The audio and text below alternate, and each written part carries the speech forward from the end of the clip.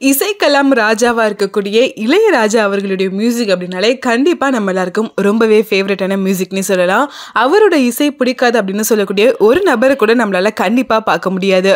அப்படிப்பட்ட ஒரு நபரோட வாழ்க்கை வரலாறு எப்படி இருந்திருக்கும், அவரோட ஆரம்ப காலகட்டத்தில் அவர் எந்த மாதிரியான ஸ்ட்ரகிள்ஸ்லாம் ஃபேஸ் பண்ணியிருப்பாரு, அவர் எப்படி மியூசிக்கில் என்ட்ரு ஆயிருப்பாரு, இது எல்லாமே நமக்கு தெரிஞ்சிருந்தாலும் அதை ஒரு படமாக, அதாவது பயோபிக்காக கொண்டு வர போகிறாங்க அப்படிங்கிற இந்த நியூஸ் நம்ம எல்லாருக்கும் சூப்பர் எக்ஸைட்டடாக இருக்குன்னே சொல்லலாம். அதுலேயும் இளையராஜாவா ஆக்டர் தனுஷ் அவர்கள் நடிக்க போகிறாரு. இந்த படத்தை அருண் மாதேஸ்வரன் தான் டைரக்ட் பண்ண போகிறாரு. இந்த படத்துக்கான ஃபர்ஸ்ட் லுக் இன்னைக்கு அஃபிஷியலாக லான்ச் பண்ணியிருக்காங்க. அப்படிங்கிற இந்த நியூஸ் எல்லாருக்குமே பயங்கர ஹாப்பியான ஒரு நியூஸா இருக்குன்னே சொல்லலாம்.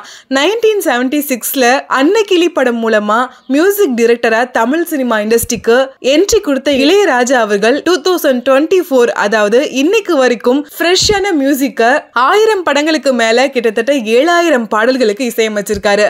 அண்ட் இப்போ வரப்போற அவரோட பயோபிக்குக்கும் அவர் தான் இசையமைக்க போறாரு அப்படிங்கிற நியூஸுமே வந்திருக்கு. ஸோ இது கண்டிப்பா படத்துக்கு எக்ஸ்ட்ரா சீஸ் ஆட் பண்ண மாதிரி தான் இருக்கும் அப்படின்னு நினைக்கிறேன். ஆக்டர் தனுஷ் அவர்கள் நிறைய மேடைகள்ல நிறைய இன்டர்வியூஸ்ல சொல்லியிருக்காரு, நான் இளையராஜா அவர்களோட மியூசிக்கை கேட்டு மட்டும் தான் வளர்ந்திருக்கேன், இளையராஜாவோட மியூசிக்ல நான் வாழ்ந்துகிட்டு இருக்கேன் அப்படிங்கிற மாதிரி நிறைய இடங்கள்ல மென்ஷன் பண்ணியிருப்பாரு. அதே தான் இந்த பயோபிக்கோட ஃபர்ஸ்ட் லுக் லான்ச்லயுமே பேசியிருக்காரு.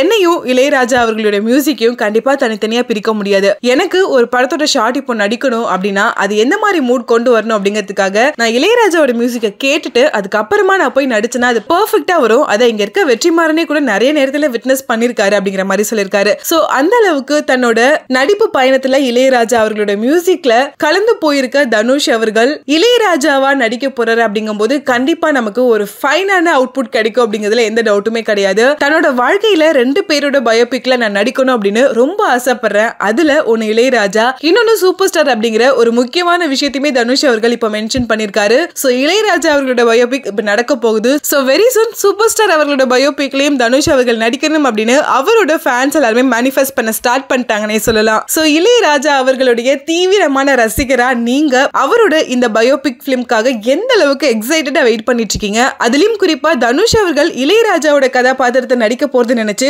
உங்களுக்கு எந்த அளவுக்கு எக்ஸைட்டடா இருக்கு அப்படிங்கறதையும் கமெண்ட்ல என்கிட்ட ஷேர் பண்ணுங்க.